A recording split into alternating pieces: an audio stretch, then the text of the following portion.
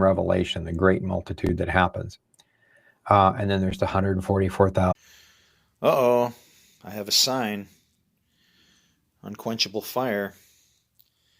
It does have a little switch in there, and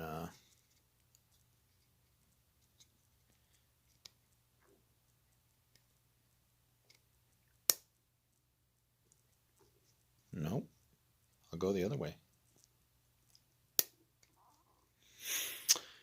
Well, that's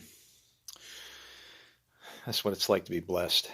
You know what's really interesting is I had a lantern that I had lit. I let it go out in 2019, but it was burning for probably 10 years nonstop, and I faithfully kept it burning until I saw everything going bad, and then nobody wanted to listen to me, and I said, "To hell with it."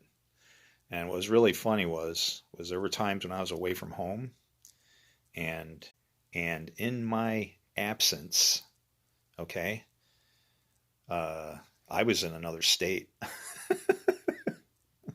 and my estranged wife, she said, "I don't know who keeps breaking into our yard and keeping that candle lit, but you better tell them to stay out." And our yard had a 6-foot fence with dogs and locked gates and everything.